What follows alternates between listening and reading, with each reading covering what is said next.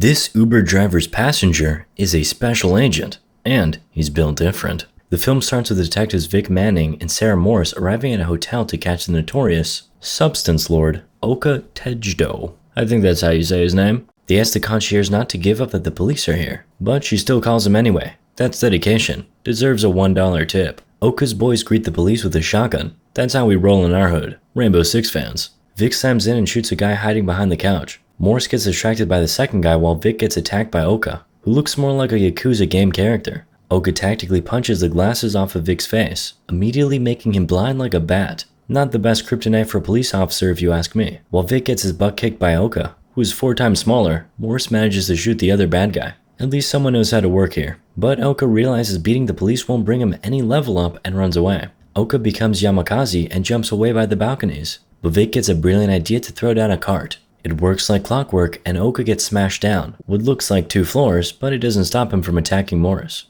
Vic feels he can fly now and jumps 3 floors down, but gravity wins this time, and Oka escapes. The detectives chase Oka out of the hotel and into the streets. Morris gets close enough to catch Oka, but as they fight for her gun, Oka shoots Morris in the stomach. Ouch, that hurts. Oka gets away as Vic rushes to his partner's side to save her. Don't worry, man, I saw Reservoir Dogs. Mr. Orange struggled for hours with that wound. She's still got time. Oh no, she's dead. Rip in peace.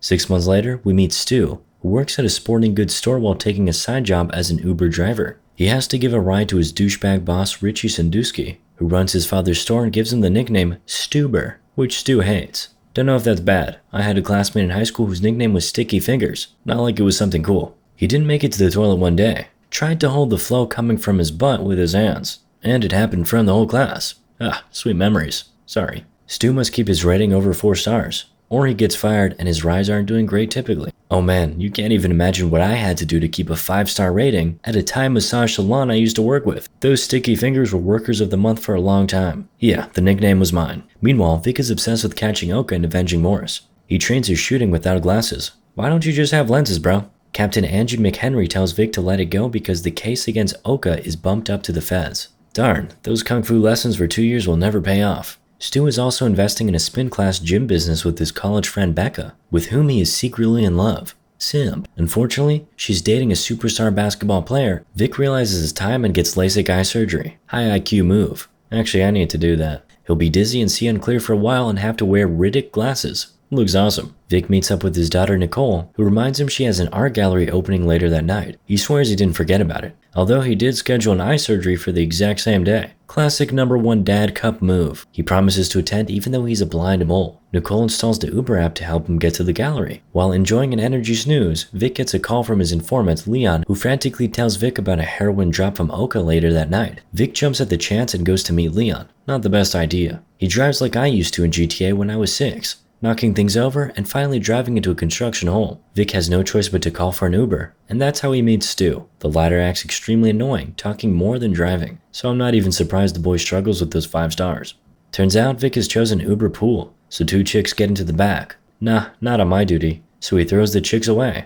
After some more annoying talks from Stu, the 2 arrive at Leon's warehouse. Vic finds Leon, not in his best condition. I mean, dead. Meanwhile, Stu gets a video call from an angry and drunk Becca. She found dozens of sussy photos of other girls on her now ex-boyfriend's phone. Well, what else would you expect to find in a basketball star's phone? Candy Crush? Great game for toilet times though. Becca invites Stu to come over and comfort her. Drunk and freshly broken up lady? That's like a VIP pass to the panty zone. Stu promises to be there after dealing with Vic, who's not really understanding that Leon is dead gone. I mean gone, because he's dead. He takes Leon's phone, unknowingly leaving behind bloody footprints. From what we see on the phone, Leon's last contact was someone by the name of Amber Titties. He calls her, masterfully making an impression of Leon, and finds her address. Then he returns to Stu and compels him to drive to Compton. They get to a male strip club. Vic makes Stu go inside with him. I guess it smells like balls in there. Ha! Stole it from this masterpiece. They meet Amber, who is not titties, but TTA. It's French. She runs the place and schools one of the dancers, Felix, for eating a sandwich when he has to look buff. Vic talks to her about Leon and says she was involved with a dealer named Amo Cortez.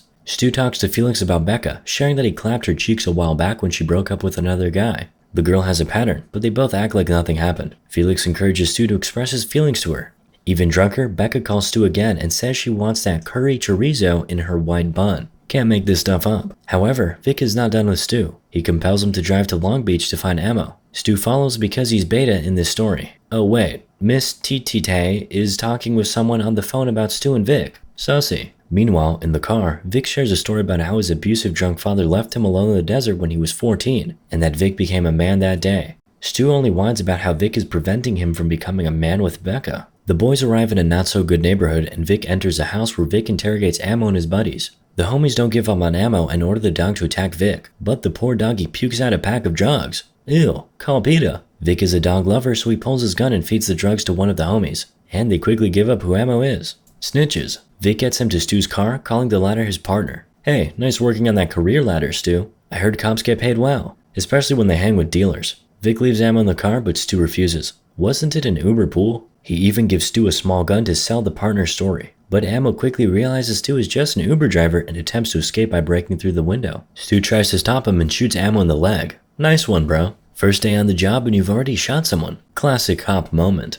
Vic comes back with a pop and starts to pry info from Ammo. He reveals a drop is going down tonight but passed out from shock before telling where it's happening. Vic and Stu get Ammo to a vet who treats him better than at a 5-star hospital. After Ammo wakes up, Vic applies some classic brute force to get info out of him. But Mr. Uber driver here, Stu, thinks he's the brain. Typical Uber driver. If only they could rule our country. So Stu opts for a different option. Let's break into Ammo's Twitter and write something racist. Ammo breaks immediately. The drop happens after midnight at a storage yard. When Stu finally has the balls to call it quits with Vic and get back to his car, a group of Oka's goons enters, and the leader holds Stu at gunpoint. Swap negotiations begin, but Vic breaks their bluff and knows they'll just kill all three of them to get rid of those loose ends. Stu faints and the fire parade begins. Before he and Stu take cover, Ammo gets killed. Stu smashes the lights off, and Vic manages to shoot the criminal scum. The leader tries to escape but steps on the cat's tail, and Vic puts a bullet in his head. Stu freaks out over all the dead bodies and pukes. Whoa, I thought Uber drivers are used to that. Vic asks Stu to send a message, they're dead, to Oka's phone. But look who gets it, McHenry. I knew something was up the second I saw her. She visits Nicole's art gallery and leaves, while Detective Lee Carter, looking like crap, arrives at the gallery. Vic acts a fool and bumps into things, not perceiving a thing about Nicole's art. It's okay, modern art is unreachable for me too. Not so modern art too. She meets Stu and he shares his day. I was kidnapped, shot a guy, had to throw dog food at gangsters who were shooting at me, and then saw them dead.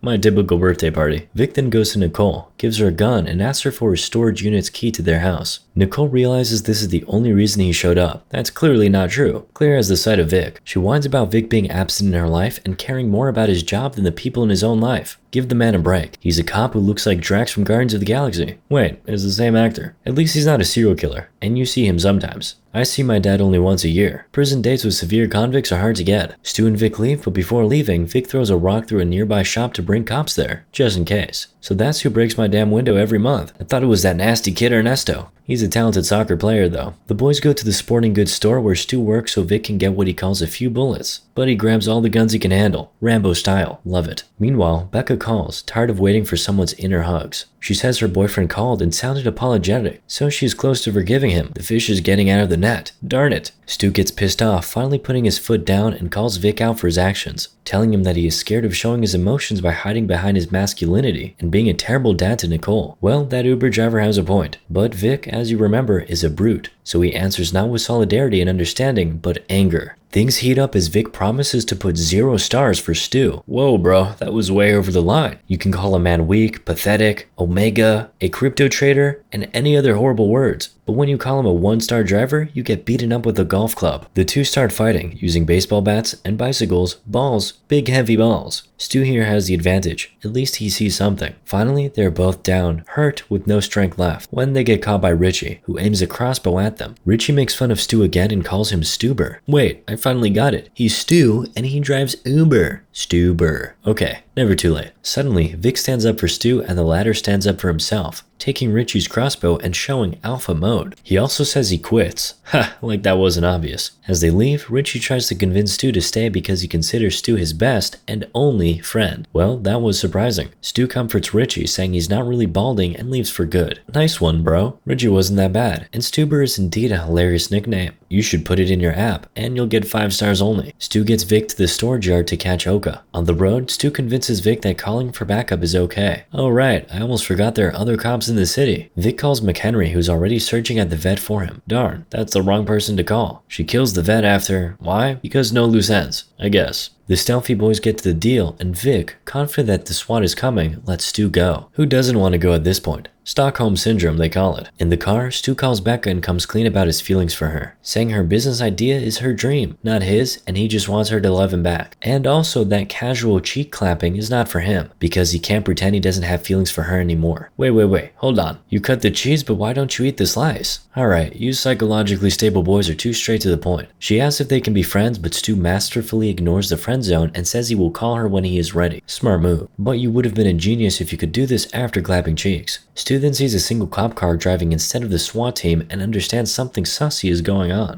McHenry then shows up and reveals herself. Dirty cop moment. She and Oka killed Leon and orchestrated the whole thing to get Vic framed for murder and off their tail. Classic dirty cop. She shoots Vic once, ready to finish the job. Suddenly, Stu drives his car into her and slams her against a wall. Now we're talking. That's a 6-star move, not less. Ted and his goons spot them and the manhunt begins. Stu drives away while Vic regains his sight and can shoot at the bad guys. Then, Stu makes another 3-digit IQ move and throws a propane tank for Vic to shoot so he can blow up. That's a pro gamer move. This stuff only works in movies. Oh wait. Eventually, Stu's electric car runs out of battery. Did oil companies pay for this? Oka catches up and slams his car into theirs, knocking it down a hill and forcing the good, bad boys to run. Oka finds the two as they run through a factory of hot sriracha sauce. The worst place to shoot at, but Oka does. Vic gets hot sauce in his eyes and loses sight again. Employees run out and our boys hide with the employees in a van. They call multiple Ubers to get them out of there and make Oka think it's a police backup. Great plan. Why not just call multiple cops? Or do you think everyone is on Oka's payroll? Vic gets on the wheel and smashes the car into an old boat.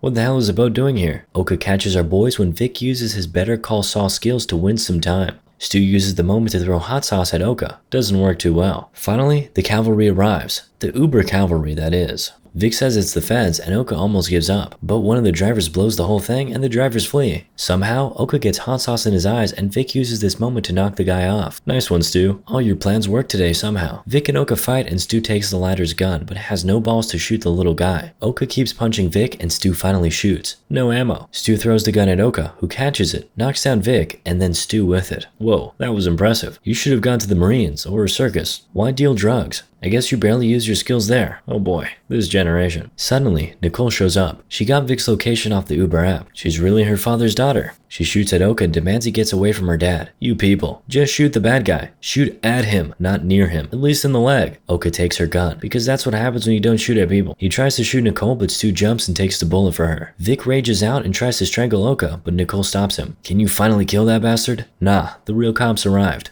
So sad. I really hope that Yamasaki Ninja Yakuza would die. As the last dramatic drop, Stu's car blows up. Yes, without gasoline. And you still believe Elon Musk after this? Stu and Vic wake up in the hospital. Nicole thanks both of them for what they did. They get their phones restored. $5K for a drive? Well, I guess the night was worth it after all. Stu gets up to leave while Vic gives him a 5-star rating. Score. Could also give a tip, though. He thanks Stu for saving Nicole's life, then hugs him and breaks down in tears. What do you know? Big boys cry too. It is now Christmas time. Becca successfully opened the spin class gym on her own. Stu remains an investor and it's a big success. We see Vic hitting in a Chinese restaurant with the pup. He walks into Nicole's house where he finds out she and Stu are now dating. Pretty fair. He ate her bullet, she eats his. Well, you get the idea. Vic is left speechless but still comes in to celebrate. Moral of the story? Remember when you could put 5 stars on YouTube videos? Now it's just a like button. You don't even have dislikes.